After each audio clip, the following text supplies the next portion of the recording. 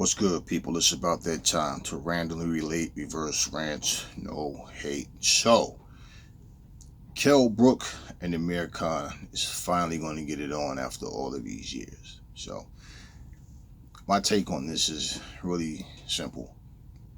This fight should have happened years ago, and it didn't.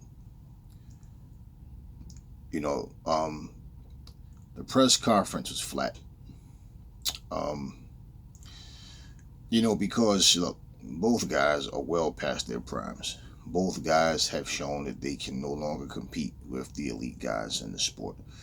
So what we're going to get with Amir Khan versus Kell Brook is basically what's left of them. I think the fight's supposed to be in Manchester, England. So, um, I mean, this fight was a big deal. Now, I think the respect that people have for them, um, they probably get a big turnout. And it it's like two legendary fighters, two guys who well respected fighters are going at it, who've been in there with some of the best guys in there. And you know what? It's almost, in my opinion, like a send off fight because no matter what happens after this, it's like, okay, the score was settled about who's the better fighter. But the downside to that is because neither one of them in their primes anymore. And we know, we've seen what both guys look like. And it's like really best case scenario is that what they do have left, that they're able to go out there and put on a great show. And I guess we'll just have to see what happens. I'm personally not really amped up for this fight just because both guys are, we already know they're not. The fight, I mean, it's for bragging rights between the two of them, but it really does nothing. And one of the worst things that could happen is if this fight, let's say they do put a good showing on, okay, and then all of a sudden one of them get catapulted up to where they get a bigger fight with someone that really gets in there and really puts a real bad beating on them. Put a real hurting on them. Then, so anytime you get in that ring, it can happen, regardless. You can be on top of your game. You can be in your prime and still wind up getting hurt. So that's why I'm saying what I'm saying, because neither guy is they're not that guy anymore. Neither one of them. So for them to be in a position of, let's have this fight for bragging rights. This is for England, but this is for boxing, but this is for England. This is for the UK. Let's do this. And may the best man win. I get it. But I just feel like it's too late. But I wish them nothing but the best. I thought maybe that fight might possibly happen on Triller with one of those legend type bouts. But, they're doing it. And the fact that it's happening, I wish for the best that the fight is actually a good fight. A great fight. And that neither guy gets hurt.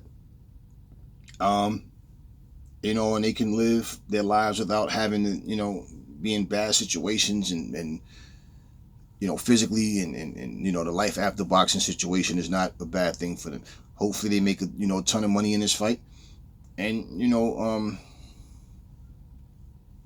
when I say this is like their send-off fight to me, I'm not suggesting that either guy's going to retire. I don't know.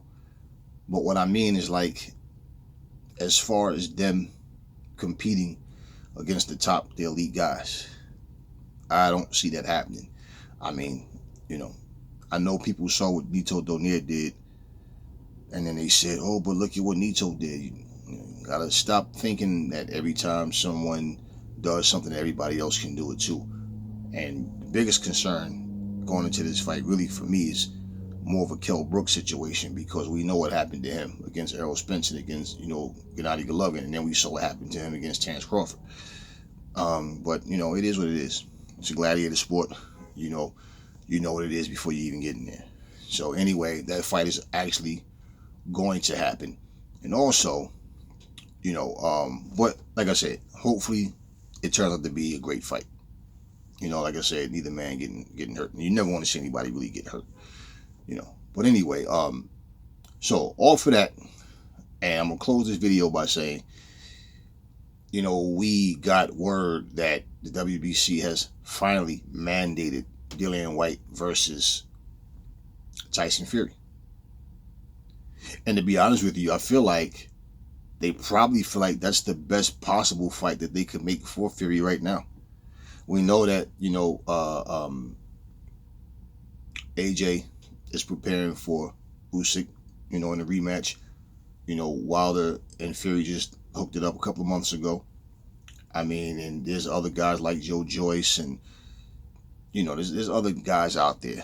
You know, Dubois. I think Fury definitely beats Dubois. I think he beats Joyce too.